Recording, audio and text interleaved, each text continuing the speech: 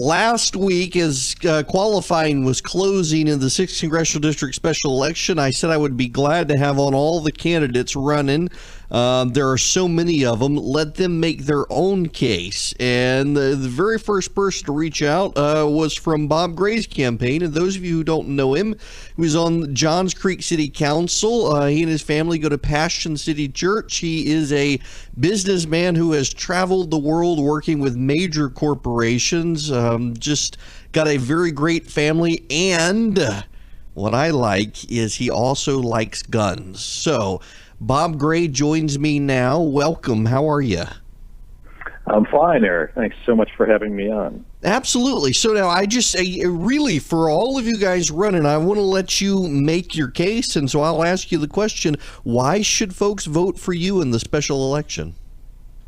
Well, we have some serious work to get done in D.C., and I want to bring my 30 years of business to solving problems in D.C., and I have three priorities. The first is fuel the economy, the second is control federal spending, and the third is to ensure national security. I think all too often we send attorneys and politicians to D.C. that just enjoy the intellectual and ideological debate, but just don't live in the world of putting points on the board every day. When you're in business, you have to put points on the board every day, every week, every month, every quarter, every year.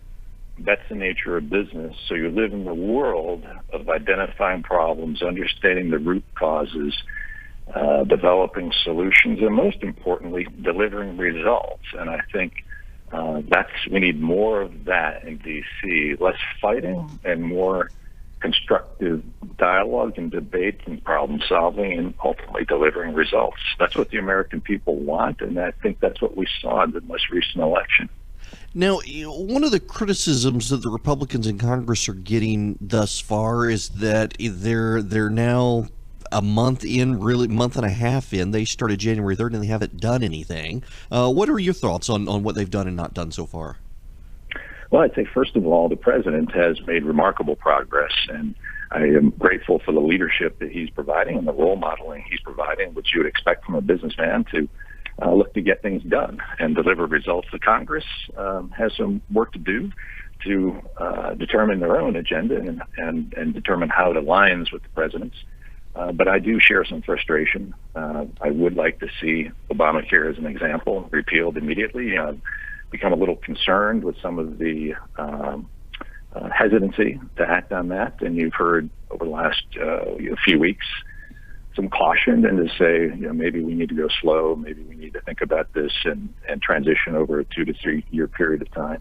American people don't have the time for that, and we need to get the job done. Now, you see, one of the side benefits if you go to Congress is that you won't get asked all the traffic questions like the state legislators and the city councilmen do. Well, traffic congestion is a big problem, as you know. Yeah, it absolutely is. Now, I want to explore further with you. This district in the special election, I found it very interesting that Mitt Romney won it by about 25%. The president won it by about a point and a half, and the Democrats look at that and say that this means the district is ripe for Democratic takings. I disagree with them, but it does seem to me that those of you who are running probably have to balance a support versus accountability message in getting to Washington. I was interested in your thoughts on that.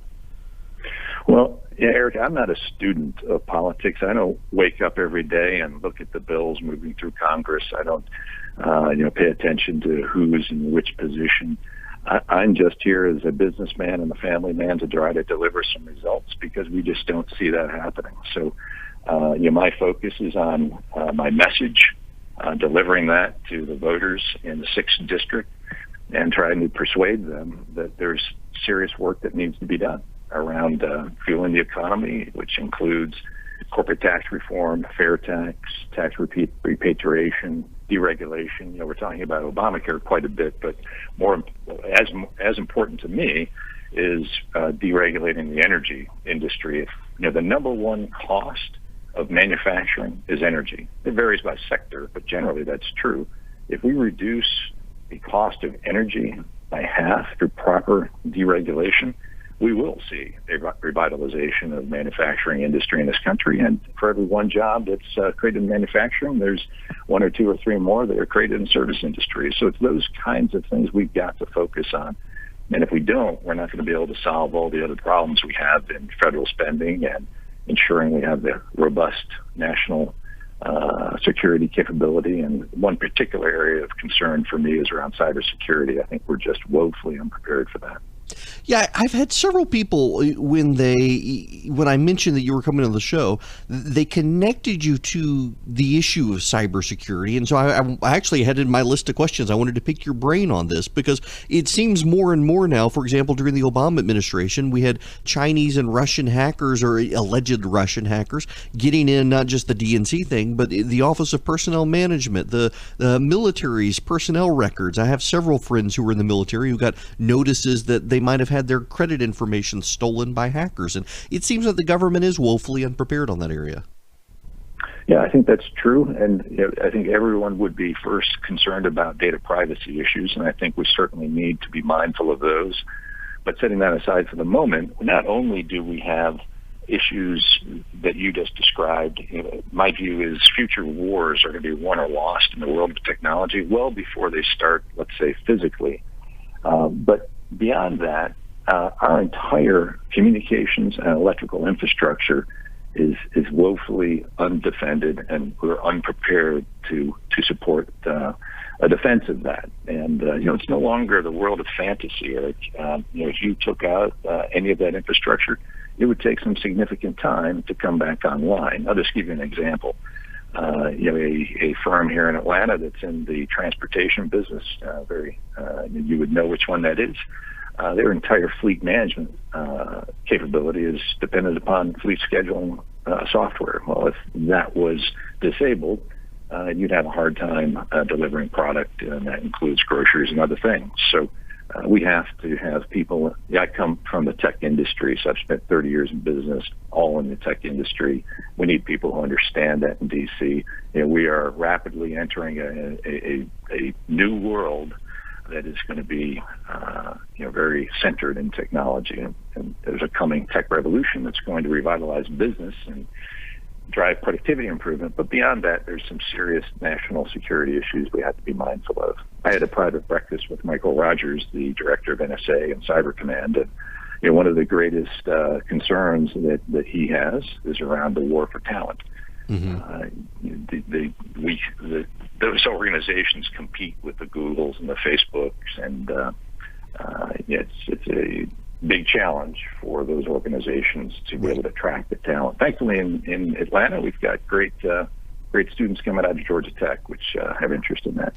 My father-in-law is a tech grad. He'll be glad you said that. Now, last question for you. We got about a minute here. I want you to give the audience again an opportunity here. There are 2 billion candidates running for the 6th Congressional District, it seems like. What sets you apart from everyone else that they should consider?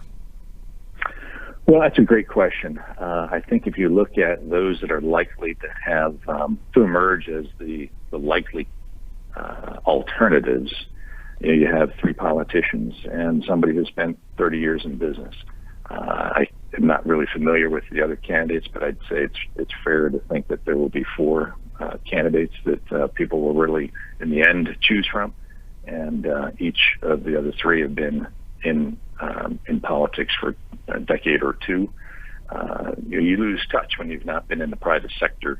And we need people who bring that private sector business experience, both in corporate and in startups, of which I have done some. And you learn how to make payroll when you've started a business. And those 2 perspectives need to be brought to help solve problems and deliver for the American people and for small businesses, which are the biggest job creators in the country. Well, listen, Bob, thank you very much for taking the time to stop by. We're going to put this up online so listeners can get access to it as well. Your website, bobgrayga.com. Wish you the best of luck.